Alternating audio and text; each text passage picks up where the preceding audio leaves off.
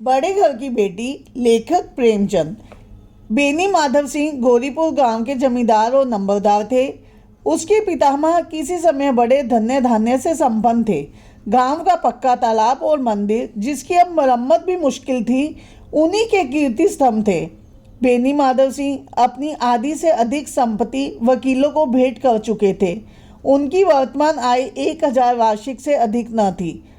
ठाकुर साहब के 2 बेटे थे। बड़े का नाम श्रीकंठ सिंह था। उसने बहुत दिनों के परिश्रम और उद्योग के बाद बीए की डिग्री को प्राप्त किया था। अब एक दफ्तर में नौकर था। छोटा लड़का लाल बिहारी सिंह दोहरे बदन का सजीला जवान था। भरा हुआ मुखड़ा, चौड़ी छाती, भैंस का 2 सेर ताज़ा दूध वह सवेरे उठकर पी जाता था। श्रीकंठ सिंह की दशा बिल्कुल विपरीत थी। इन नेत्रप्रिय गुणों को बीए इन्हीं 2 अक्षरों पर न्यौछावर कर दिया था। इन 2 अक्षरों ने उनके शरीर को निर्बल और चेहरे को कांतिहीन बना दिया था।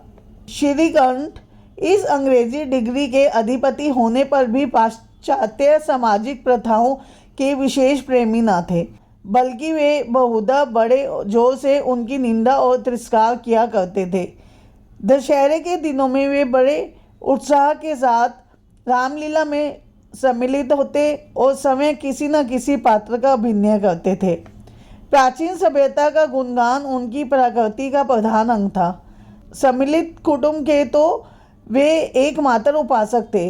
आजकल स्त्रियों को कुटुंब में मिलजुल कर रहने की जो अरुचि होती है, उसे वह जाति और देश दोनों के लिए हानिकारक समझते थे।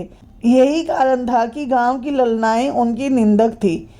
कोई कोई तो उन्हें अपना शत्रु समझने में भी संकोच न करती थी। समय उनकी पत्नी को इस विषय में उनसे विरोध था।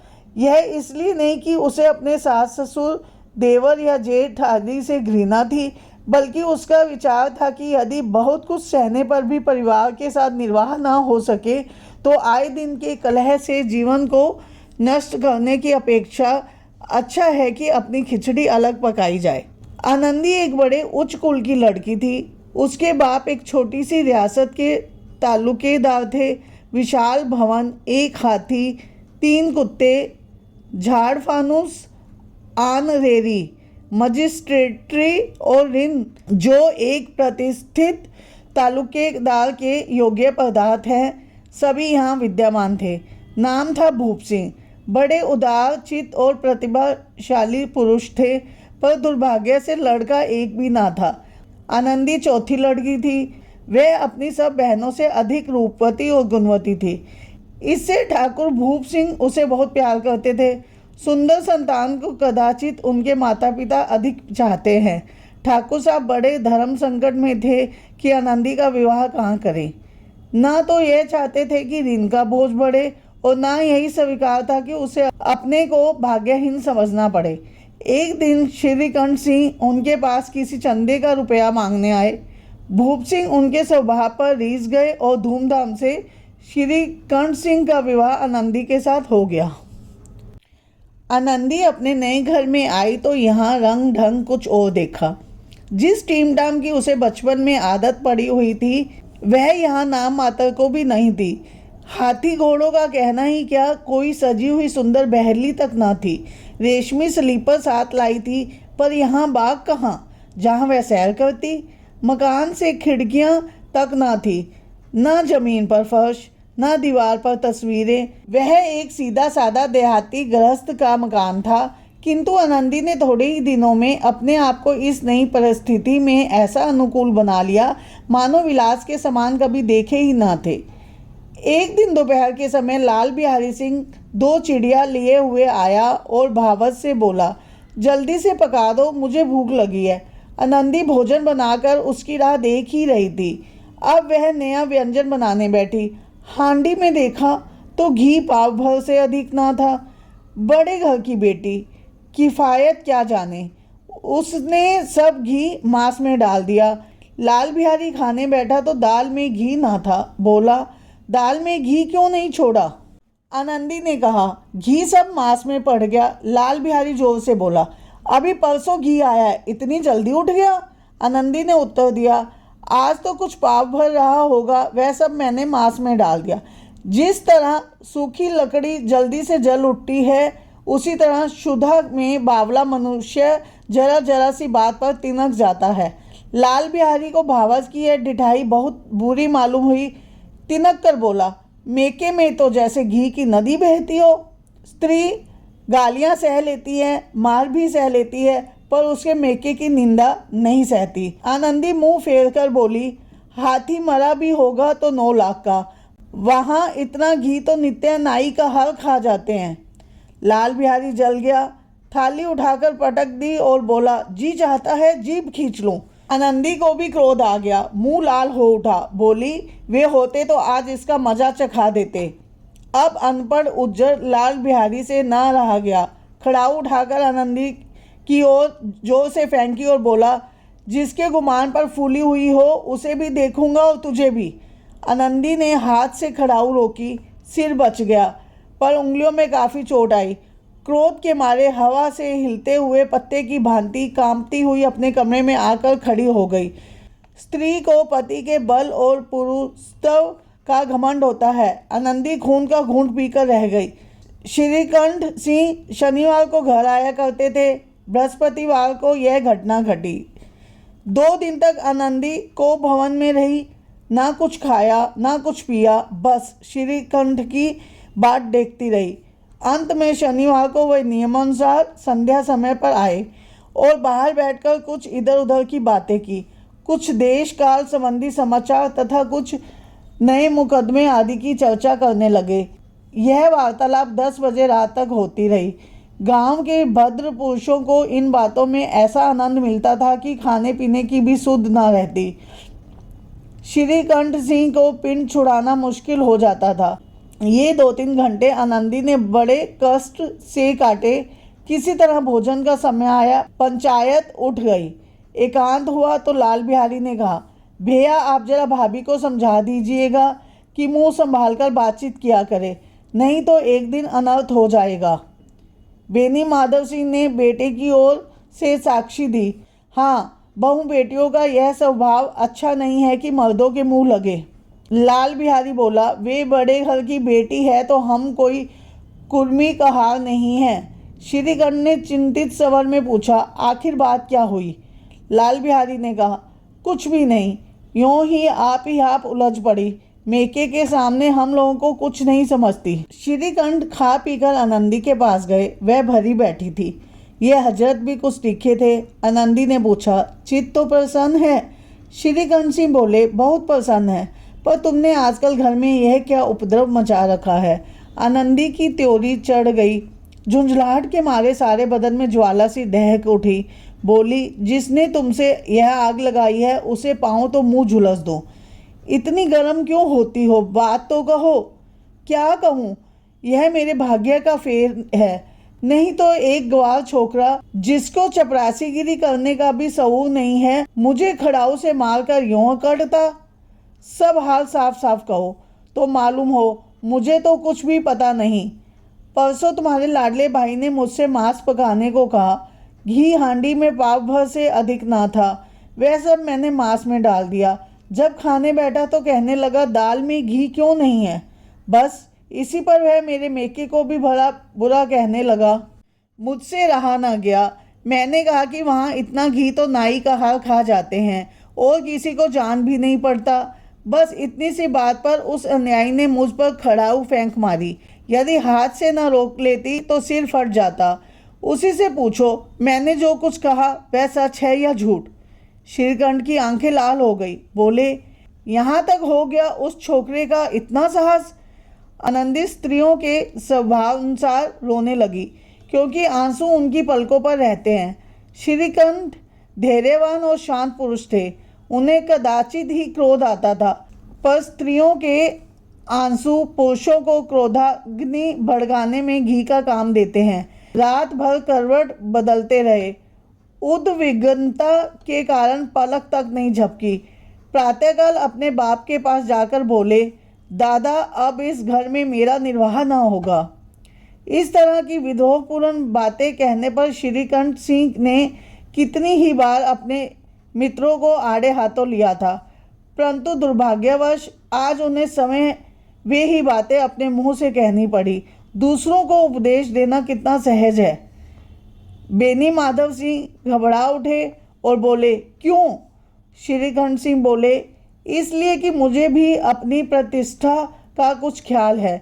आपके घर में जब अब अन्याय और हठ का प्रयोग हो रहा है, जिनको बड़ों का आदर सम्मान करना चाहिए वे उनके सिर चढ़ते हैं। मैं दूसरे का नौकर ठहरा, घर पर रहता नहीं, यहाँ मेरे पीछे स्त्रियों पर खड़ाऊ और जूतों की बौछार होती है। कड़ी बात तक ही हो तो चिंता नहीं, कोई एक दो कह ले वहाँ तक मैं सह सकता हूँ, किंतु यह कदापि नहीं हो सकता कि मेरे ऊपर लात घुसे पड़े और मैं मुंह न खोलूँ। बेनी माधव सिंह कुछ जवाब न दे सके। श्रीकंठ सिंह सदैव उनका आदर करते थे। उनके ऐसे तेवर देखकर बूढ़ा अवाक रह गया। केवल इतना ही बोला, बेटा तुम बुद्धिमान होकर ऐसी बातें करते हो। स्त्रियां तो इसी तरह घर का नाश कर देती हैं, उनको बहुत सिर चढ़ाना अच्छा नहीं। श्रीकंठ सिंह ने उत्तर दिया, इतना मैं जानता हूँ, आपके आशीर्वाद से मूर्ख नहीं हूँ। आप समय जानते हैं, मेरे ही समझाने बुझाने से इसी गांव के कई घर संभल गए, पर जिस स्त्री को मान प्रतिष्ठा का ईश्वर के दरबार में उत्तरदाता हूँ, उनके प्रति ऐसा घोर अन्याय और पशुत्व व्यवहार असह्य है। आप सच मानिए, मेरे लिए यही कुछ कम नहीं कि लाल बिहारी को कुछ दंड नहीं दिया। अब बेनी माधव सिंह भी गरमाए, ऐसी बात और ना सुन सके, बोले, लाल बिहारी तुम्हारा भाई है, उससे कभी भूल चूक हो उसके कान पकड़ो, लेकिन ऐसी बात मत कहना। लाल बिहारी को मैं अपना भाई नहीं समझता। स्त्री के पीछे? जी नहीं, उसकी क्रूरता और अविवेक के कारण। दोनों कुछ देर चुप रहे। ठाकुर साहब लड़के का क्रोध शांत करना चाहते थे, लेकिन यह नहीं स्वीकार करना चाहते थे कि लाल बिहारी ने कोई अनुचित काम किया है। इसी बीच में गांव के और कई सज्जन हुक्के चिल्लम के बहाने वहां आ बैठे। कई स्त्रियों ने जब सुना कि श्रीकंठ सिंह पत्नी के पीछे पिता से लड़ने पर तैयार हैं, तो उन्हें बड़ा हर्ष हुआ। दोनों पक्षों की मधुर वानियाँ सुनने के लिए उनकी आत्माएं अकुलाने लगी। गांव में कुछ ऐसे कुटिल मनुष्य भी थे जो इस कुल की नीतिपूर्ण गति पर मन ही मन जलते थे। वह महानुभवों की शुभकामनाएं आज पूरी होती दिखाई दी। कोई हुक्का पीने और कोई लगान की रसीद दिखाने के बहाने आकर बैठ गए। बेनी माधव सिंह पुराने आदमी थे, इन भावों को ताड़ गए। उन्होंने निश्चय किया, चाहे कुछ भी क्यों ना हो, इन द्वेषियों को ताली बजाने का अवसर ना दूंगा। तुरंत कोमल शब्दों में बोले, बेटा मैं तुमसे बाहर नहीं हूँ, तुम्हारा जी जो चाहे करो। अब तो लड़के से अपराध हो गया। इलाहाबाद का अनुभव रहित जलाया हुआ ग्रेजुएट इस बात को ना समझ सका। उसे डिबेटिंग क्लब में अपनी बात पर अड़ने की आदत थी। इन हटकंडों की उसे क्या खबर। बाप ने जिस मतलब से बात पलटी वह उसकी समझ में ना आई। बोला, मैं लाल बिहारी के साथ अब इस घर में नहीं रह सकता। बेनी माधव सिंह ने पुचकारा, बेटा बुद्धिमान लोग मूर्खों की बात पर ध्यान नहीं देते। वह बेसमझ लड़का है, उससे जो कुछ भूल हुई है तुम बड़े होकर क्षमा करो। श्रीकंठ सिंह को आवेश आ गया। बोले, उसकी इस दुष्टता को मैं कदापि नहीं सह सकता। या तो वही घर में रहेगा या मैं ही।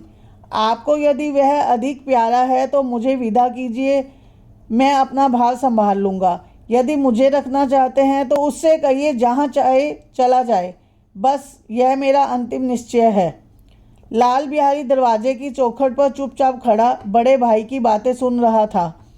वह श्रीकंठ के सामने चारपाई पर बैठ जाए, हुक्का पी ले या पान खा ले, बाप का भी वह लिहाज ना करता था जितना बड़े भाई का। श्रीकंठ का भी उस पर हार्दिक स्नेह था। अपने होश में उन्होंने कभी उसे धुड़का तक नहीं था। जब वह इलाहाबाद से आते तो उसके लिए कोई ना कोई वस्तु अवश्य लाते। मुकद्दर की जोड़ी उन्होंने ही बनवा कर दी थी। पिछले साल जब उसने अपने से दियोड़े जवान को नाग पंचमी के दिन दंगल में पछाड़ा तो उन्होंने पुलकित होकर अखाड़े में ही जाकर उसे गले से लगा लिया और 5 रुपए के पैसे लौटाए थे। ऐसे भाई के मुंह से आज ऐसी हृदय विदारक बात सुनकर लाल बिहारी को बड़ी ग्लानि हुई। वह फूट फूट कर रोने लगा। इसमें संदेह नहीं कि अपने किए पर वह पछता रहा था। भाई के आने के एक दिन पहले ही उसकी छाती धड़कती थी। देखो भैया क्या कहते हैं, मैं उनके सम्मुख कैसे जाऊंगा, उनसे कैसे बोलूँगा, मेरी आंखें उनके सामने कैसे उठेंगी। उसने समझा था कि भैया मुझे बुलाकर समझा देंगे। इस आशा के विपरीत आज उसने उन्हें कठोरता की मूर्ति बने हुए पाया। वह मूर्ख था, परंतु उसका मन कहता था कि भैया मेरे साथ अन्याय कर रहे हैं। यदि श्रीकंठ उसे अकेले में बुलाकर दो चार कड़ी बातें कह देते, इतना ही नहीं दो चार तमाचे भी लगा देते तो कदाचित उसे इतना दुख ना होता। पर भाई का यह कहना कि अब मैं उसकी सूरत तक देखना नहीं चाहता, लाल बिहारी से सहा ना गया। वह रोता हुआ घर आया, कोठरी में जाकर कपड़े बदले, आंखें पोंछी जिससे कोई यह ना समझे कि वह रो रहा है। इसके उपरांत वह आनंदी के द्वार पर आकर बोला, भाभी भैया ने निश्चित किया है कि मेरे साथ इस घर में ना रहेंगे। अब वह मेरा मुंह भी नहीं देखना चाहते, इसलिए मैं जाता हूँ। उन्हें फिर मुंह ना दिखाऊंगा। मुझसे जो कुछ अपराध हुआ है उसे क्षमा करना। यह कहते कहते लाल बिहारी का गला भर आया। जिस समय लाल बिहारी सिर झुकाए आनंदी के द्वार पर खड़ा था, उसी समय श्रीकंठ सिंह भी आंखें लाल किए बाहर से आए। भाई ने देखा तो घृणा से आंखें फेर ली और कतरा कर निकल गए, मानो उसकी परछाई से दूर भागना चाहते हैं। आनंदी ने लाल बिहारी की शिकायत की थी, लेकिन अब मन में पछता रही थी। वह स्वभाव से दयालु थी, उसे इसका तनिक भी ध्यान न था कि बात इतनी बढ़ जाएगी। वह मन में ही अपने पति पर झुंझला रही थी कि ये इतने गर्म क्यों होते हैं। जब उसने लाल बिहारी को दरवाजे पर खड़े यह कहते सुना कि अब मैं जाता हूँ, मुझसे जो कुछ हुआ क्षमा करना, तो उसका रहा सहा क्रोध भी पानी हो गया। वह रोने लगी। मन का मैल धोने के लिए नयन जल से उपयुक्त और कोई वस्तु नहीं है। श्रीकंठ को देखकर आनंदी ने कहा, लाल बाहर खड़े बहुत रो रहे हैं। श्रीकंठ, तो मैं क्या करूं? आनंदी, भीतर बुला लो, मेरी जीभ में आग लगे, मैंने कहाँ से झगड़ा उठा लिया। श्रीकंठ, मैं नहीं बुलाऊंगा। आनंदी, पछताओगे, उन्हें बहुत ग्लानि हो गई है, ऐसा ना हो कि वह चल दें। श्रीकंठ सिंह ना उठे। इतने में लाल बिहारी ने फिर कहा, भाभी भैया से मेरा प्रणाम कह दो, वह मेरा मुंह नहीं देखना चाहते, इसलिए मैं अपना मुंह उन्हें ना दिखाऊंगा। लाल बिहारी इतना कह लौट पड़ा और शीघ्रता से दरवाजे की ओर बढ़ा। अंत में आनंदी कमरे से निकली और उसका हाथ पकड़ लिया। लाल बिहारी ने पीछे मुड़कर देखा और आंखों में आंसू भरकर बोला, मुझे जाने दो। आनंदी, कहाँ जा रहे हो? लाल बिहारी, जहाँ कोई मेरा मुंह ना देखे। मैं तुम लोगों के साथ रहने योग्य नहीं हूँ। आनंदी, तुम्हें मेरी सौगंध, अब एक पग भी आगे ना बढ़ाना। लाल बिहारी, जब तक मुझे यह ना मालूम हो जाए कि भैया के मन में मेरी तरफ साफ हो गया है, तब तक मैं इस घर में कदापिक ना रहूँगा। श्रीकंठ सिंह का हृदय भी पिघला। उन्होंने बाहर आकर लाल बिहारी को गले से लगा लिया। दोनों भाई खूब फूट फूट कर रोए। लाल बिहारी ने सिसकते हुए कहा, अब कभी मत कहिएगा कि तुम्हारा मुंह ना देखूंगा। इसके सिवा आप जो दंड देंगे मैं सहर्ष स्वीकार करूंगा। श्रीकंठ ने कांपते हुए स्वर में कहा, लल्लू, इन बातों को बिल्कुल भूल जाओ। ईश्वर चाहेगा तो फिर ऐसा अवसर ना आएगा। बेनी माधव सिंह बाहर से आ रहे थे। दोनों भाइयों को गले से मिलते देखकर आनंद से पुलकित हो गए और बोल उठे, बड़े घर की बेटियां ऐसी ही होती हैं, बिगड़ता हुआ काम बना लेती हैं। गांव में जिसने यह वृत्तांत सुना, उसी ने इन शब्दों में आनंदी की उदारता को सराहा। बड़े घर की बेटियां ऐसी ही होती हैं।